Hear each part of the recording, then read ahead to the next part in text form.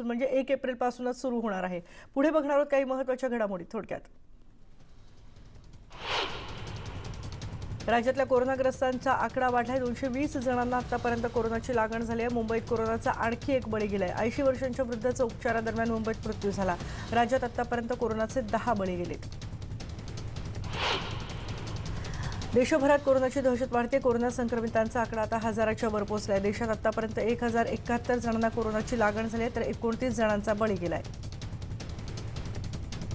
कोरोनामुळे टपाल आयुर्विमा संचालनालयाची प्रीमियमला मुदतवाढ देण्यात आली आहे। चालू महिन्यातल्या प्रीमियम भरण्यासाठी ही मुदतवाढ देण्यात आली आहे। 30 एप्रिल 2020 पर्यंत आता ग्राहकांना हा प्रीमियम भरता येणार आहे।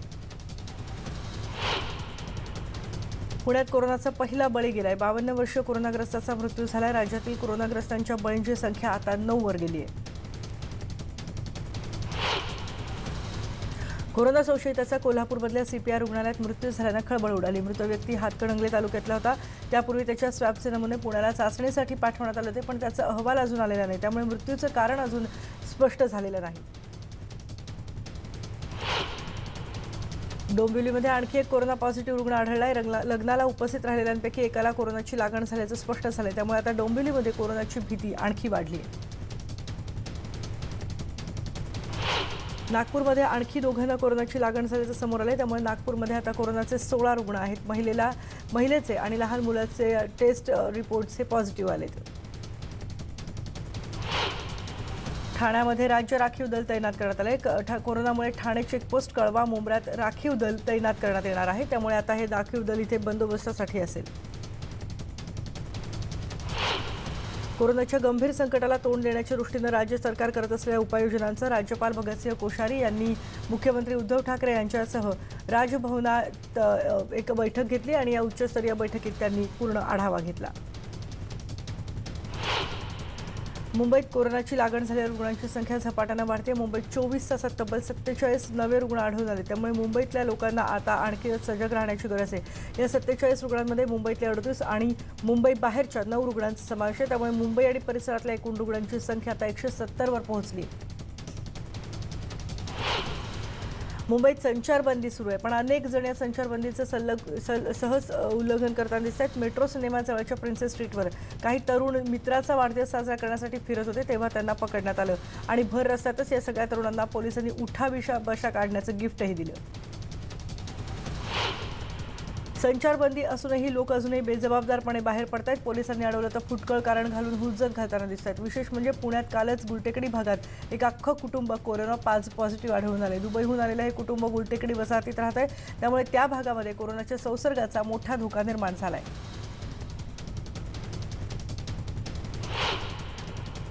पुणे पोलीस आता उगाचच भटकणाऱ्या नागरिकांवर लक्ष ठेवणार आहेत।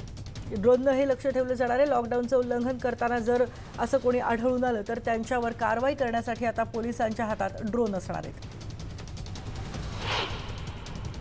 राज्यमंत्री बच्चू कडूंची कोरोना टेस्ट निगेटिव्ह आली आणि कार्यकर्त्यांचा तसंच त्यांच्या कुटुंबियांचा जीव भांड्यात पडलाय। पण बच्चू कडूंनी स्वतःला 10 दिवसांसाठी होम क्वारंटाईन केले।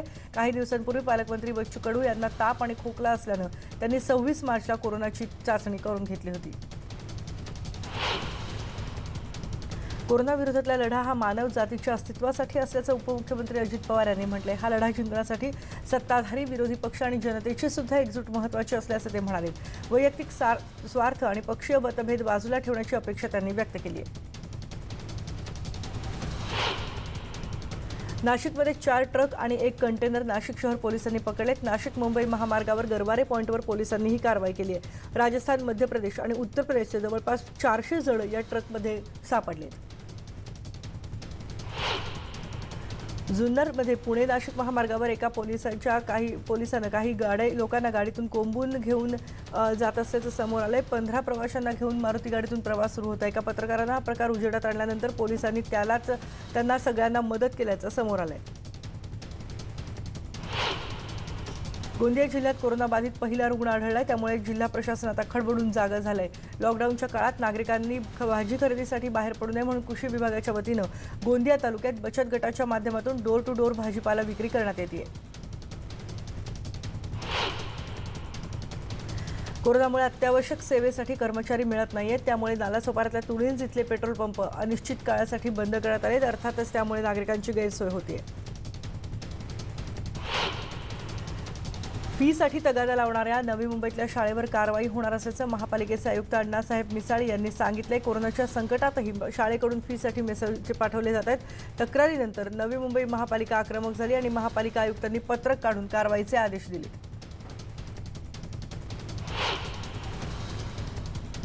मुंबईतल्या गरीब आणि गरजूंसाठी राज्य सरकारनं महत्त्वाचा निर्णय घेतलाय. मुंबईतल्या रेशन दुकानांवर 3 महिने मोफत धान्य उपलब्ध होणार आहे. लॉकडाऊनमध्ये अन्नधान्याचा तुटवडा भासू नये म्हणून रेशन दुकानावर 3 महिन्यांचं रेशन देण्याचा निर्णय सरकारनं घेतलाय. त्यासाठी मुंबईतल्या रेशन दुकानदारांची यादी मोबाईल नंबरसह देण्यात आली आहे. शिवाय रेशन कार्ड नसले तरी फॉर्म भरून अन्नधान्य घेता येणार आहे.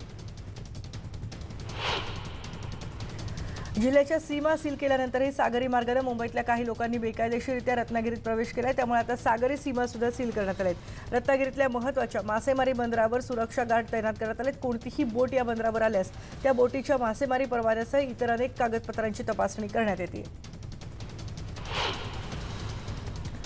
संचारबंदी सुरू असताना सुद्धा सोलापुरात रथोत्सव करण्यात आला आणि या रथोत्सवातली गर्दी हटवणाऱ्या पोलिसांवर जमावानं दगडफेक केली. अक्कलकोट तालुक्यातल्या वागदरी गावात रथोत्सवात गर्दी हटवणाऱ्या पोलिसांवरच जमावानं दगडफेक केली आहे. यावर्षी वागदरीचे ग्रामदैवत श्री परमेश्वर यात्रेनिमित्त गावात रथोत्सव काढण्यात आला. मात्र यंदाच्या वर्षी कोरोनामुळे सगळीकडे यात्रांवर बंदी घातली असताना वागदरी गावातल्या लोकांनी हा लॉकडाऊनचा आदेश मोडून काढला आणि जमाव जमवत पोलिसांची हुज्जत घालत दगडफेक केली आणि रथोत्सव सुद्धा साजरा केला. कोरोना होईल या भीतीपोटी नाशिक इथून पैठणकडे जाणाऱ्या कारला भीषण अपघात झाला. या अपघातात आई मुलाचा जागीच मृत्यू झालाय तर 3 जण गंभीर जखमी झाले. त्यांना येवल्याच्या रुग्णालयात दाखल करण्यात आले. कोरोनामुळे संपूर्ण देशासह राज्यात सुद्धा मास्कचा मोठा तुटवडा भासतोय. सोबतच बाजारपेठेमध्ये अतिशय चढ्या दरानं विक्री होती. अमरावती मध्यवर्ती कारागृहात कैद्यांकडून मास्क बनवण्यात येत आहे. तयार झालेले हे मास्क जनतेला अल्प दरात उपलब्ध करून देण्यात येणार आहेत. अनेक ठिकाणी मास्कचा तुटवडा, काही ठिकाणी काळाबाजार होत असल्याच्या बातम्या येत आहेत. गोंदिया जिल्ह्याच्या अर्जुनी मोरगाव तालुक्याच्या महाल गावातील सरपंच प्रमोद लांडगे यांच्या नेतृत्वाखाली इथल्या शिंपी संघटनेनं पुढाकार घेत स्वखर्चानं मोफत मास्क तयार करून गावात मोफत वाटप करण्याचा निर्णय घेतलाय. कोरोनाचा प्रादुर्भाव रोखण्यासाठी देशात लॉकडाऊनची घोषणा करण्यात आली आणि यामुळे अनेकांच्या रोजीरोटीचा प्रश्न निर्माण झालाय. याचा फटका मासेमारी करणाऱ्या मच्छीमार समाजाला सुद्धा बसलाय. त्यामुळे मच्छीमारांना मदत देण्याची मागणी होती. भुसावळमध्ये बेरोजगार आणि गरिबांना जेवणाचं वाटप करण्यात आलंय. काम नसल्यामुळे अनेकांची उपासमार होती. अशा गरीब लोकांना काही सामाजिक संस्थांनी आणि सामाजिक कार्यकर्त्यांनी जेवणाची व्यवस्था केली आहे.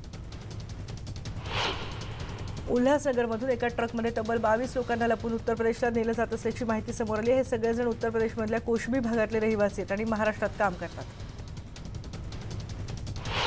तमिळनाडू आणि केरळमधल्या कामगार संघटना सांगलीच्या MIDCमध्ये काम करत होते. ते आपल्या गावी जाण्याच्या तयारीत होते. त्यावेळी मिरजेच्या अल्फोन्स स्कूलमध्ये तब्बल 400 ते 450 जण जमा झाले होते. ही माहिती कळल्यावर पोलिसांनी सांगलीमध्येच राहण्याचं त्यांना आवाहन केलं. त्यांची सगळी व्यवस्था प्रशासन करणार आहे. कोरोनाचा प्रादुर्भाव रोखण्यासाठी 14 एप्रिलपर्यंत लॉकडाऊन आहे. त्यामुळे हातावर पोट असणाऱ्या लोकांचे हाल होत आहेत. मजुरांचे जेवणाचेही हाल होत आहेत. त्यामुळे अकोल्यातल्या पोलिसांनी मजूर आणि कामगारांना अन्नधान्याचं वाटप केलं. राज्यात रक्ताचा तुटवडा निर्माण होऊ शकतो. त्यामुळे नागरिकांनी रक्तदान करावं असं आवाहन आरोग्यमंत्र्यांनी केलंय. पंढरपूरमधल्या केममध्ये ग्रामस्थांनी रक्तदान केलंय. तब्बल 75 रक्ताच्या बाटल्या संकलन करण्यात आल्या.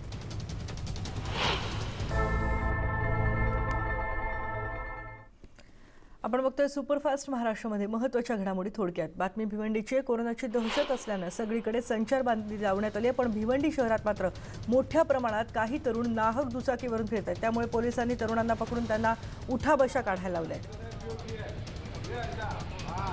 कोरोनाशी लढण्यासाठी शहरात चांगली व्यवस्था करण्यात आली आहे. पण ग्रामीण भागात मात्र कशी व्यवस्था करण्यात आली आहे त्याची पाहणी करण्यासाठी पारनेरचे आमदार थेट ग्रामीण रुग्णालयात गेले. त्यांनी कोरोनाबाबत काय काय उपाययोजना करण्यात आल्या त्याची माहिती घेतली. रत्नागिरी जिल्ह्यातल्या अतिशय छोट्या अशा मंडणगड नगरपंचायतीनं कोरोनाशी लढण्यासाठी खूप चांगल्या उपाययोजना केल्या आहेत. या तालुक्यात एकही पॉझिटिव्ह रुग्ण आढळून आला नाही.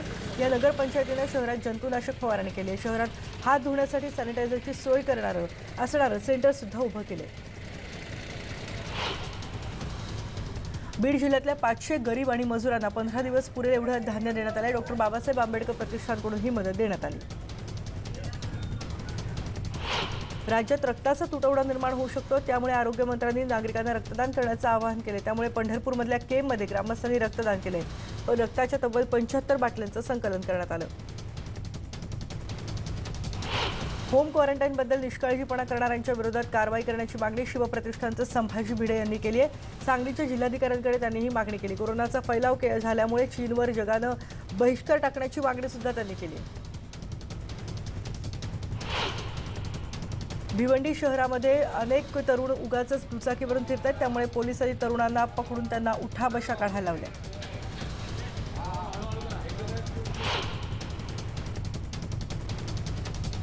ग्रामीण भागात या सगळ्या कोरोनाबद्दल कशी व्यवस्था करण्यात आलेली आहे, त्याचे उपचार कसे सुरू आहेत हे बघण्यासाठी पारनेरचे आमदार थेट ग्रामीण रुग्णालयात गेले आणि त्यांनी कोरोनाबाबत काय उपाययोजना केल्या आहेत याची माहिती घेतली।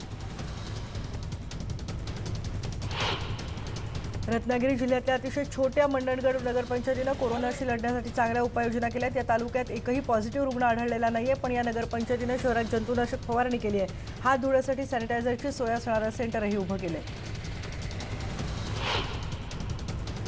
बीड जिल्ह्यात गरीब आणि मजुरांना 15 दिवस पुरेल एवढं धान्य देण्यात आलंय। 500 लोकांना ही मदत करण्यात आली आहे। डॉक्टर बाबासाहेब आंबेडकर प्रतिष्ठानकडून ही मदत देण्यात आली।